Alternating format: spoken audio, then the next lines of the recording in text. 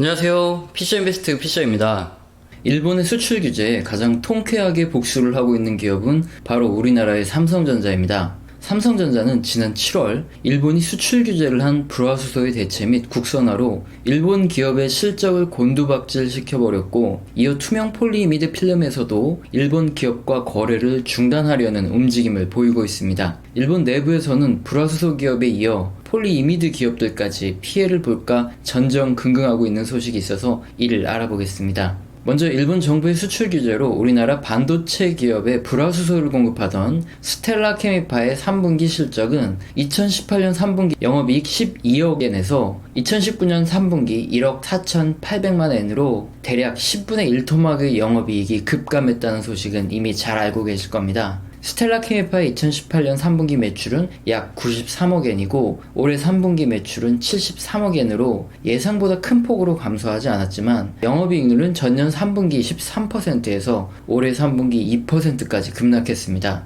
삼성전자 등으로 수출하던 고마진 불화수소의 매출이 감소하면서 고정비용에 의해 딜에버레이징 효과가 발생했고 영업이익률이 급감한 것으로 판단되고 있습니다. 현재와 같은 상태가 지속될 경우 작은 매출 변화에도 영업이익이 적자로 돌아설 수밖에 없는 상황이기 때문에 스텔라는 다시 우리나라와 거래선을 트기 위해 사활을 걸 수밖에 없을 것으로 예상됩니다. 자, 이런 소식에 대해서 일본 내부에서는 아베의 내각은 뼈를 내어주고 살을 베었다, 또는 한국에 큰 소리 한번 칠 수 있다면 일본 기업 몇 개 정도 부도나는 것쯤은 감수해야 한다며 일본 정부를 비난하는 의견이 나오고 있습니다. 삼성전자는 여기에 그치지 않고 폴리이미드 또한 탈일본화를 진행 중입니다. 우선 플렉서블 디스플레이의 두 가지 공정에서 폴리이미드가 들어갑니다. 최초 플렉서블 OLED 패널의 기판 제조 공정에서 유리판 위에 열에 강하고 접히는 성질의 폴리이미드층을 형성해야 합니다. 삼성전자는 그동안 일본의 우베코산과 합작사 SU 머티리얼즈를 설립하고 기판용 액상 폴리이미드를 전량 공급받아 왔습니다.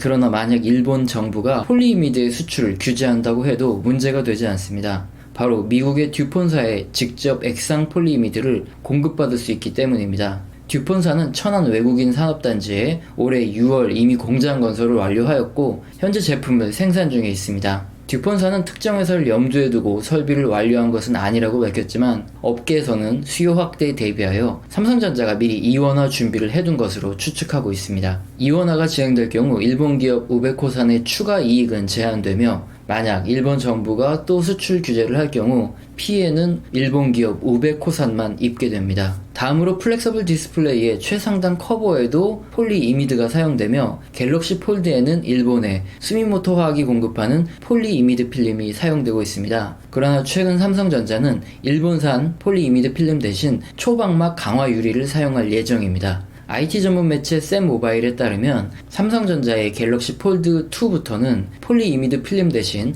내구성을 높이기 위해 초방막 강화 유리를 사용할 예정이며, 이에 따라 삼성벤처 투자에서 국내 기업 도인시스에 투자하여 원천 기술을 확보한 것으로 알려져 있습니다. 향후 플렉서블이 사용되는 태블릿 및 노트북, TV 등 모든 제품에 대해서는 일본산 폴리이미드 필름의 제품 사용이 중단될 것으로 전망됩니다. 이처럼 일본의 수출 규제는 사실상 삼성전자에 대한 규제이기도 하였으나, 삼성의 반격으로 일본 정부는 오히려 자국의 기업들만 부도 위기에 내몰고 있습니다. 오늘 영상도 마음에 드셨다면 구독과 좋아요 꼭 눌러주시고 지속적으로 시청 부탁드립니다.